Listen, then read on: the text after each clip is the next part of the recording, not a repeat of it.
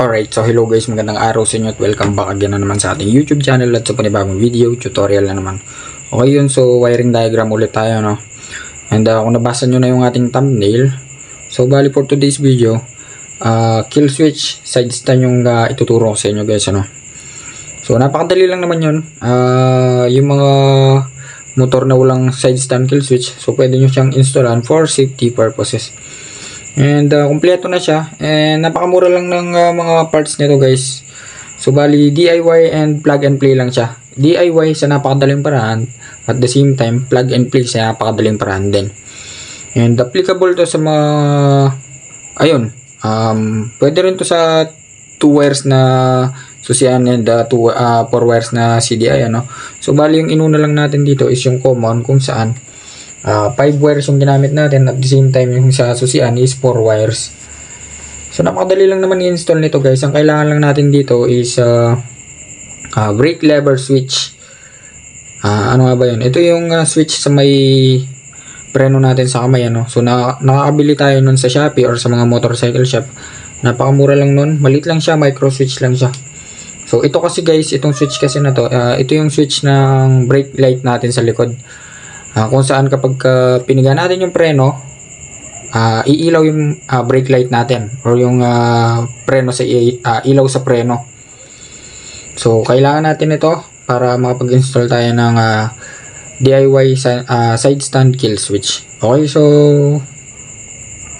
ilang wires lang na may i-connect natin dyan guys, no? Napakadali lang yan pagdating dito sa CDI. So isang wire lang i-connect natin dyan, and yung isa is pwede na sa chassis. Okay, so umpisa na natin yung ating tutorial. Okay, so dito muna tayo guys, ano, sa CDI. So may mga video na ako nagawa patungkol dito kung ano yung mga meaning and color coding ng wires. And dito rin sa susian, na-explain ko na yung mga meaning niyan sa separate video sa mga nakarang vlogs natin. Yung mga meaning ng wires na yan and function.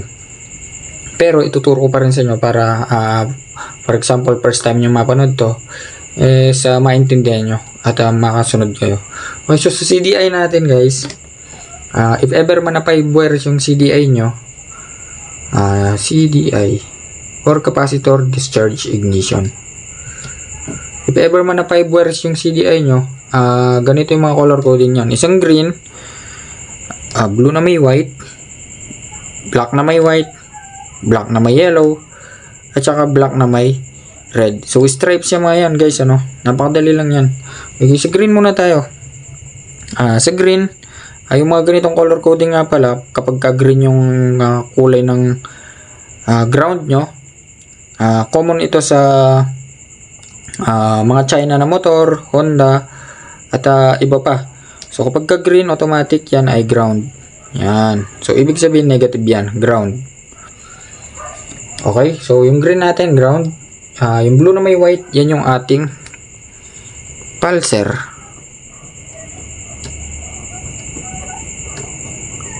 Or yung pickup coil. And sa black na may white naman, yan yung ating kill switch. Okay, so lagyan natin ang arrow. Ito naman is yung kill switch.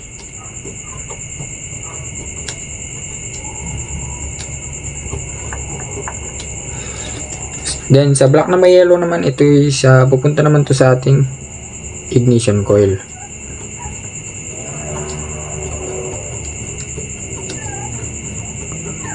Then yung ating black na may red, yan naman yung ating main coil.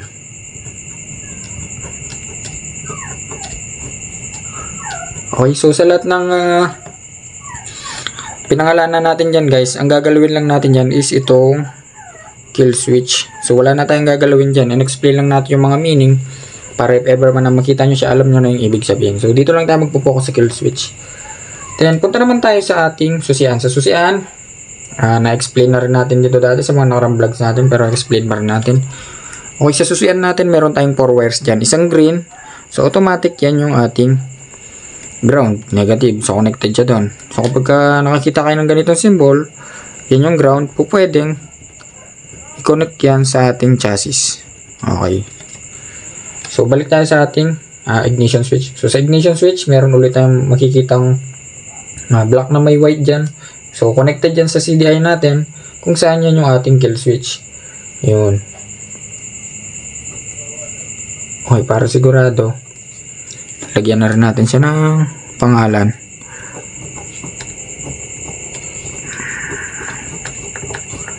So yan yung kill switch natin.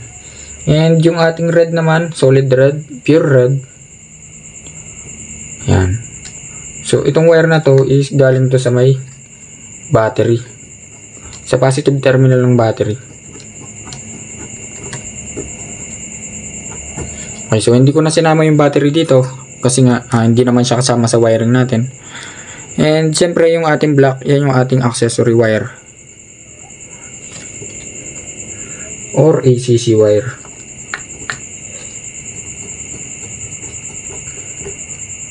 Okay. So, okay na guys, ano? If ever man na makita nyo yung mga wires na yan, yung color coding yan, alam nyo na yung mga meaning. Then, same lang dito sa susian natin. Ang gagalawin lang din natin dyan is yung black na may white na wire. Kung saan yan yung kill switch. So, kahit saan kayo mag-connect dyan guys, ano? Sa bandang susian or sa bandang CDI, iisa lang yung purpose nyan. Yan yung ating kill switch or tagapatay ng ating makina. And dito naman tayo sa ating micro switch, sides brake light lever switch. So dito guys, may dalawang terminal lang siya. Kapag bumili nga pala kayo nito, wala siyang wire, ano? So dugtungan nyo na lang wire. And yung isa guys, dugtungan nyo, ayun yung kulay red. So dinugtungan natin siya ng wire. Ayan. And itinap natin siya dito sa may kill switch wire or sa may black na may white na wire. So dito natin siya itinap. So kahit saan dyan, sa part ng susian or sa part ng CDI. Pero prefer ko guys, dito tayo sa may part ng CDI kasi yung side stand natin malapit sa may CDI yan. Kasi yung ating susian is sa bandang harap yan, medyo malayo yung pwesto niyan. So gagamit pa tayo ng mahabang wire para lang makapag-tap doon, which is pwede naman dito. Okay, so again, dun sa may kill switch natin, sa may side stand switch, dinugtungan natin yung wire, ng wire yan, kulay red. So ibig sabihin yan yung itinap natin dun sa may black and white na wire. Then yung kabila, dinugtungan ulit natin siya ng wire, kulay green naman. So ibig sabihin kapag kulay green, yan ay negative or ground. Negative or ground. And dito naman guys, hindi naman to mahirap i-connect. Hanap lang kayo ng good source or magandang pwesto sa chassis or sa frame ng motor. Pwede nyo siyang itornilyo dyan, itong wire na to. Yan. So paano nga ba mag-function yung ating DIY side stand kill switch for safety purposes? Kasi guys, dito sa susian natin, for example, naka-andar yung makina ng motor natin, ang magdidikit dyan guys is ito. Okay, so for example, naka-off yung engine and i-start natin gamit tayo ng push start. So ang magdidikit dyan itong red at saka black na wire sa loob yan ng susian guys, ano? So magdidikit dyan yung black at saka red. So ibig sabihin, magagamit na natin yung push start para mapaandar yung makina. And kapag kapapatay naman natin yung makina, syempre, hindi naman po pwedeng takpan mo yung tambucho para lang patayin. So, meron tayong ignition switch dyan. So, para mapatay naman natin yung makina, ang magdidikit naman dyan, so kapag ka-off to dito off, dito naman is on. Ayan. So, kapag mag-off naman natin tayo ng makina, ang magdidikit naman dyan is itong black na may stripes na white na wire at saka yung green wire natin or yung ground. So kapag kasi nadikit to sa ground, automatic mamamatay na yung motor natin. Kaya nga kapag naka-off yung susian, hindi natin mapandar kasi magkadikit itong dalawa na to. So kapag in-on naman natin, maghihiwala yan. So ito naman yung magdidikit. Then same principle lang dito guys, no? Kumbaga gumawa lang tayo ng separate switch katulad ng ignition switch, nilagay lang natin sa ating side stand. And kapag ka nagdikit tong dalawa na to, itong positive na tinap natin doon sa may ating CDI kung saan yung kill switch, kapag ka nadikit yan sa ground, automatic mamamatay yung motor. Then sa positioning naman, sa pagkakaalam ko guys, for example, ito yung side stand natin nakatupi, no? Mas maganda i-position natin to or i-fix natin sa frame ng motor. Yan, for example, ito yung frame. Yan, dyan natin siya idikit. So, discard nyo na yan kung paano nyo siya ididikit ng matibay para hindi siya mabaklas. And make sure na itong side stand natin is tatama dito sa may switch natin. Yan. Lumulubog kasi ito guys, ano? Itong switch na to lumulubog yan paloob. So, kapag lumubog na yan, magdidikit na yung dalawang wire na yan sa loob, mamamatay na yung motor. Kahit na i-push start mo, hindi yan aandar kasi nga naka-side stand switch ka. Naka-trigger yung switch mo. So, bali ganun lang kasimple guys, ano? Napakadali lang naman itong sundan.